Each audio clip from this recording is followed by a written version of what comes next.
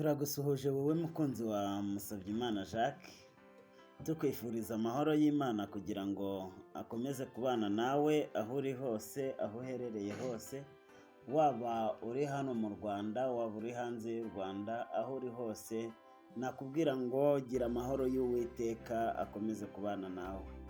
Rero uyu munsi turifuza gusa nk'abadeviya gakeya cyane, ntabwo turi buvuge ku bimera. Uyu munsi turagira ngo tuvuge ku nzozi, bitewe n'uko hari inzozi twasizeho mugumye mutubaza ibibazo byinshi. Uyu munsi rero turagira ngo twongere tuvuge ku nzozi mu rwego rwo gusubiza ibibazo mwagiye mutubaza. Kuko rero muri inshuti z'akadasohoka, niyo mpamvu nifuje kuba nabagezaho bimwe mu bisubizo mwagiye mumbaza.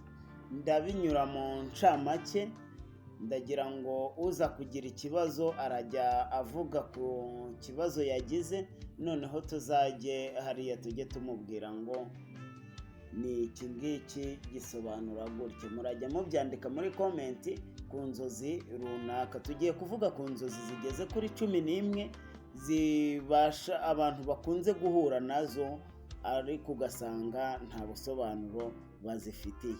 Wowe udukurikiranye rero, kanda subscribe, ukande like, ukande comment, maze ukore share n'abandi babashe gusobanukirwa n'ibi ngibi bahura nabyo bakaba batazi ubusobanuro bwabyo.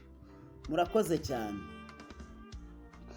Uyu munsi rero tugiye kuvuga ku nzozi 11. Inzozi za mbere turi buvugeho, inzozi ni iyitwa kurota gukora impanuka.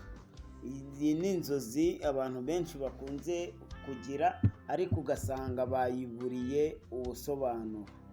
Ibi rero ushobora kurota ukora impanuka, akenshi ugasanga n'urugendo wari ufite ugiye kurusubika ku bw'uko utekereza yuko koko nyine uri bukora impanuka. Ariko ndagira ngo nkubwire ngo niba hari urugendo wari ufite, wirusubika, kuko ntabwo ari cyo bishatse kuvuga. Bishatse kuvuga ko hari bizinesi ushobora kuba ufite, ariko hari ibintu by'inzitizi bishobora kuba bishaka kuyibangamira. Iyi bizinesi yawe rero, aho kugira ngo ibangamirwe, ishobora kubangamirwa cyangwa ikaba yanahagarara.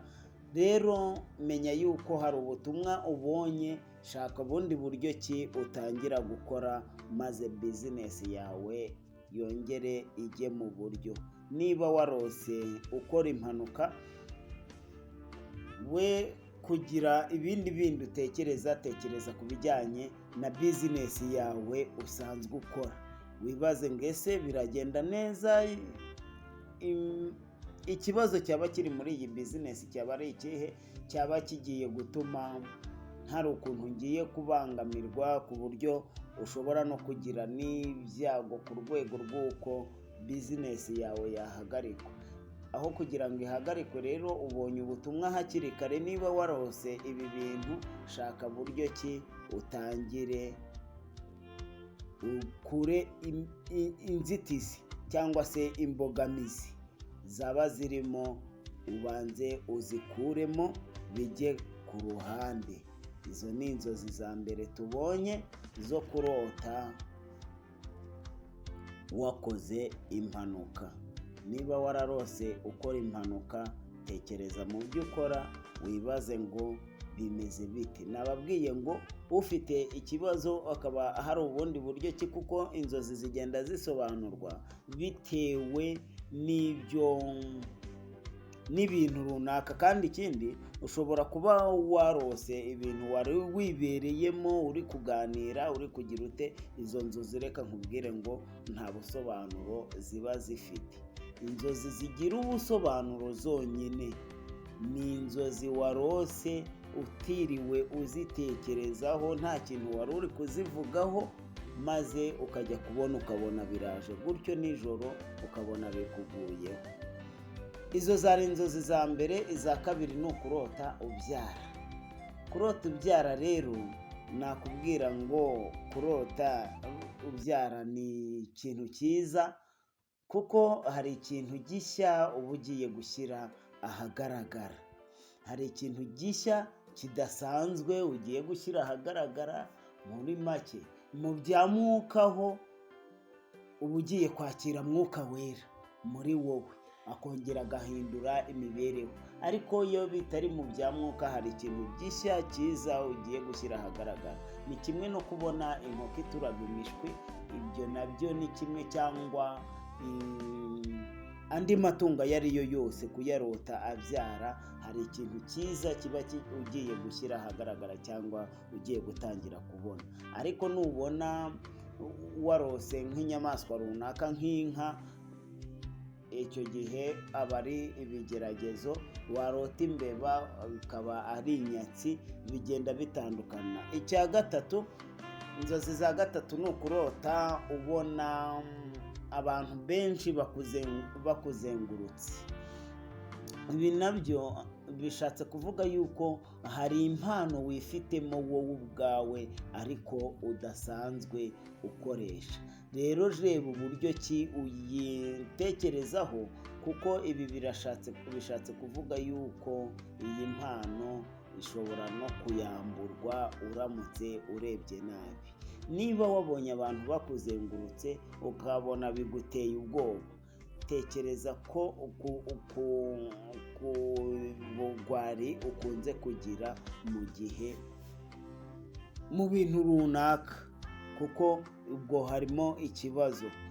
Bishatse kuvuga yuko ukunze kugira icyitwa ubugwari muri wowe. Rero shaka uburyo ki ubihindura, kuko mesaje ya mbere wamaze kuyibona. Inzozi za kane za gatanu ni ukurota uvuza induru ariko ijwi ritabasha gusohoka. Izi rero, iyo urose uvuza induru ariko ijwi ritabasha gusohoka, bishatse kuvuga yuko muri wowe ukeneye kuba wategwa amatwi.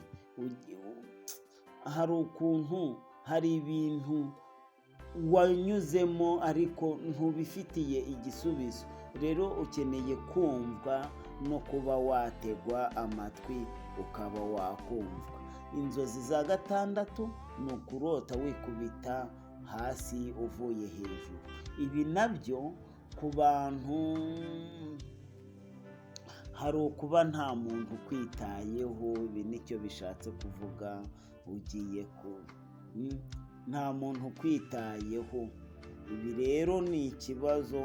Ubwo shaka buryo ki usenga Uwiteka. Ariko nabwo ushobora, ubwo biriya byari bijyanye no kurota ubona umanuka hasi mu cyobo. Noneho hari ukurota uzamuka hejuru, cyangwa uzamuka kuri esikariye, cyangwa uzamuka mu cyobo runaka, cyangwa wurira igiti. Ibi nabyo rero bishatse kuvuga yuko ubuzima bwawe bugiye kugenda neza. Uwiteka agiye kubigenza neza. Tangira witegure ibyo Uwiteka agiye kugukorera. Iyo ni mesaje wari ubonye ivuga yuko Uwiteka agiye kukugenzereza ibyawe neza.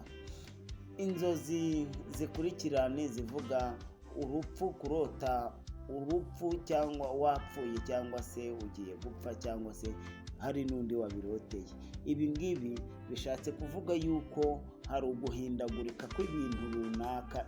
Urugero kuri wowe, ariko urugero, hari ibyaha runaka wakoraga ariko wamaze gufata umwanzuro w'uko ugiye kubireka.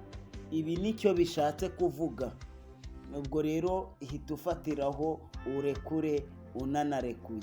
Ariko niba hari umuntu wabiroteye yapfuye, uwo muntu hari ibintu nawe akeneye kuba yarekura. Izindi ni izivuga kurota wambaye ubusa.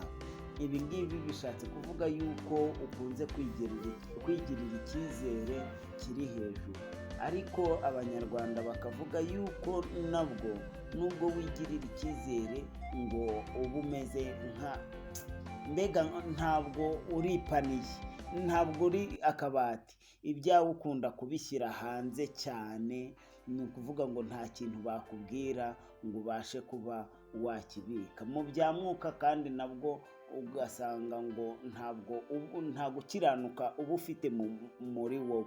Rero suzuma neza niba warose wambaye ubusa, urebe uburyo ki wakwisubiraho kandi usabe Mwuka Wera kugira ngo akwambike, kuko niwe ubasha kwambika uwambaye ubusa.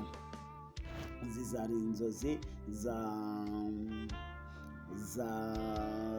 karindwi, za munani zo kurota wambaye ubusa. Saba Mwuka Wera aza kwambike, kuko niwe wambika uwambaye ubusa.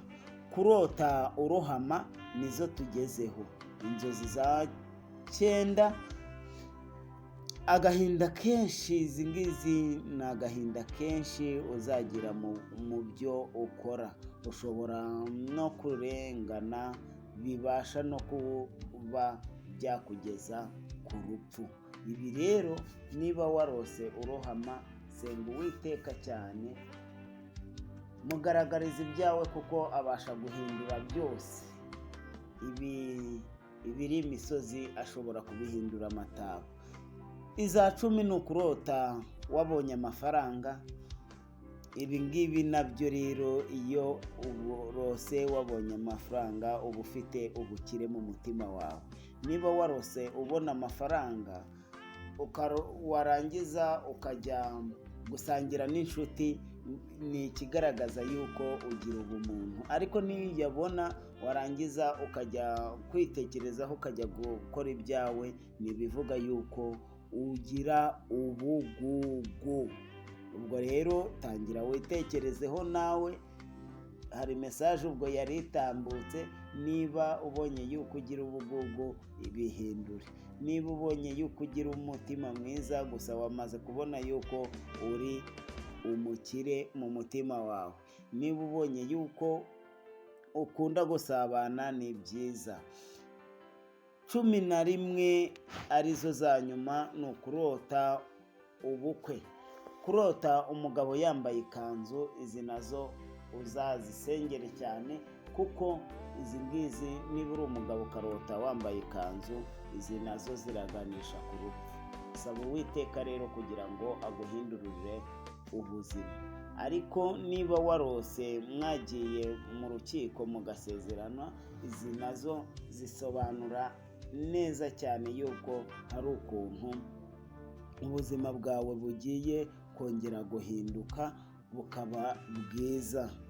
Rero niba umaze igihe wibaza ku cyitwa inzozi, zimwe muri izi twasobanuye ngo ubu busobanuro.